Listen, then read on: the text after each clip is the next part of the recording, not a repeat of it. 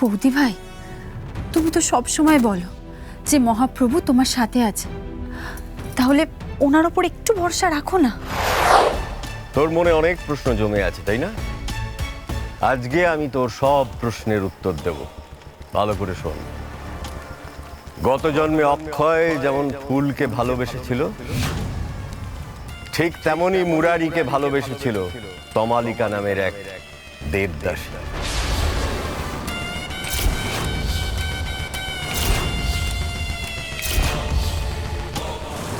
আর এই কুন্তলিনী হলো সেই জন্মের তমালিকা। গত জন্মে তুইও যেমন ফুলকে পাসনি, তমালিকাও কিন্তু মুরারিকে পাইনি। তাই এই জন্মে অদ্বিতীয়ার ওপর তোর যতটা অধিকার, ঠিক ততটাই অধিকার কুন্তলিনীর গোড়া চাঁদের ওপর। কারণ এই গল্প শুধু তোর একার নয়, এই গল্প এই মেয়েটা।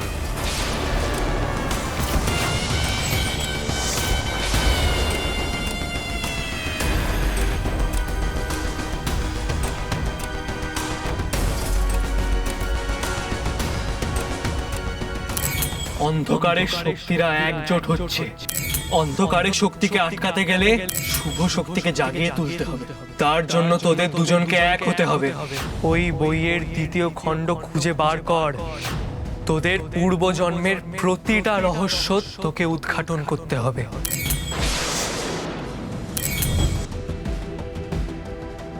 সিজি, এই দেখো, এখানে মাঝখানে কয়েকটা পাতা মিসিং। কে এইভাবে বইয়ের পাতাগুলো সরিয়ে ফেললো? না কুন্তল কিছু স্বীকার করছে, না পুলস্ত বাবু। এভাবে আমি বইয়ের পাতাগুলো উদ্ধার করব কিভাবে প্রভু? বৌদি ভাই,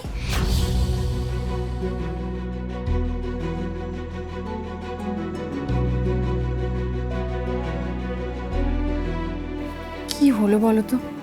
তুমি কেন এত মনমরা হয়ে আছো? আমার না কিছু ভালো লাগছে না, জানো তো বিশাখা। দেখো, আমি তো এত কষ্ট করে ওই জঙ্গল, পাহাড়, নদী সব পেরিয়ে ওই তালসোনাপুর গ্রামে গেলাম। ওখানে গিয়ে নিজের রক্ত ঝরিয়ে প্রাণের ঝুঁকি নিয়ে ওই বইটা উদ্ধারও করলাম, কিন্তু ওই বইয়ের পুরো গল্পটা জানতে পারলাম না। আমার না এটা ভেবে বড্ড অস্থির অস্থির লাগছে, জানো তো। একটা বইয়ের প্রতি তোমার এরকম টান দেখে জানো তো আমার খুব অবাক লাগছে। মধুচন্দ্র, ওটা কোনো সাধারণ বই নয়। ওই বইটার সাথে যে আমার আত্মা জড়িয়ে রয়েছে। বৌদি ভাই, তুমি তো সব সময় বলো যে মহাপ্রভু তোমার সাথে আছে, তাহলে ওনার ওপর একটু ভরসা রাখো না। দিদি, আমার বিশ্বাস তুমি ওই বইয়ের পাতাগুলো ঠিক খুঁজে পাবে, দেখো।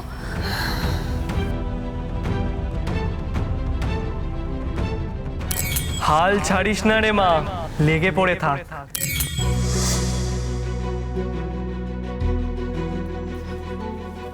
ও বৌদি ভাই, দাদা ভাই কোথায়? কোথায় আবার?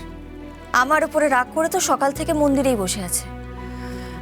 ঠিক আছে, তুমি চলো, ওখানে বসবে। চলো, তোমাকে তো আবার ড্রেসিংটা করিয়ে দিতে হবে।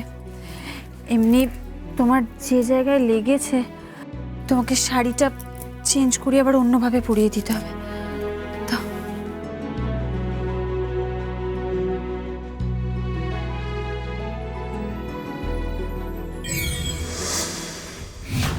একটা কথা খুব ভালোভাবে জেনে রাখুন পুলস্তবাবু, গোড়াদা আমার।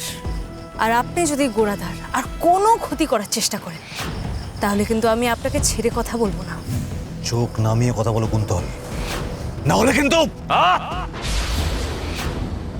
থাম তোরা, নিজেদের মধ্যে ঝামেলা করিস না। ভুলে যাস না, তোদের উদ্দেশ্য আলাদা হতে পারে, কিন্তু তোরা দুজনেই কিন্তু সেই একই অন্ধকার শক্তির অংশ। সেই জন্য নিজেদের মধ্যে ঝামেলা না করে তোরা দুজনে এক হ, নইলে কিন্তু আলোর শক্তি আবার জিতে যাবে।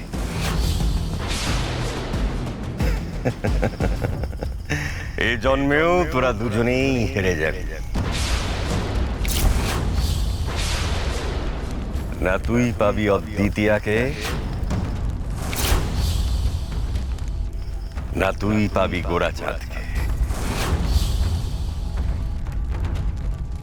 মাঝখান থেকে ওদের দুজনের কিন্তু মিলন ঘটে যাবে। আর যদি যদি ঝামেলা না করে তোরা দুজন এক হয়ে যাস, তাহলে কিন্তু আমার আরাধ্য শয়তান তোদের দুজনেরই মনের ইচ্ছে পূরণ করে দেবে।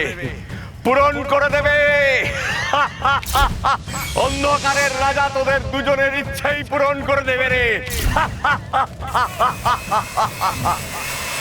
তোদের দুজনের ইচ্ছেই পূরণ করে দেবে।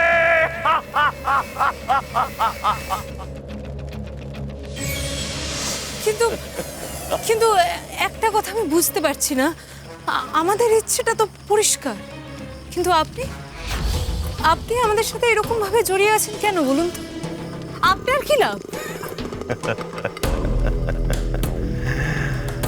লাভ আমার, সে কথা বোঝার সময় তোদের এখনো আসেনি।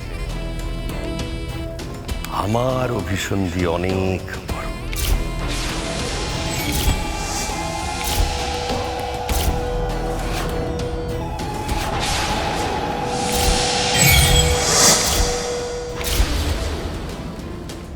অভিসন্ধি?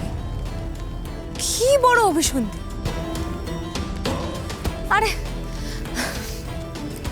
আপনি কি বলছেন বলুন তো, এটা খোলসা করে বলুন দেখি। বলছি। আচ্ছা, তোরা কখনো দাবা খেলেছিস বা খুব মন দিয়ে দাবা খেলা দেখেছিস? তোরা কখনো দেখেছিস দাবা খেলায় একটা ঘুঁটি আর একটা ঘুঁটিকে কিভাবে মাত দেয়? এখানেও কিন্তু সেই একই ব্যাপার রে, সেই একই ব্যাপার।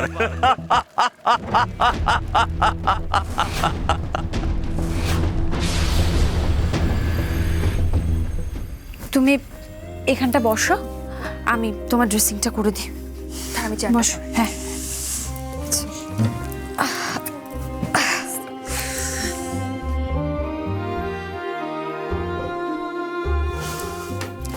ও আমি আমি পরে আসছি।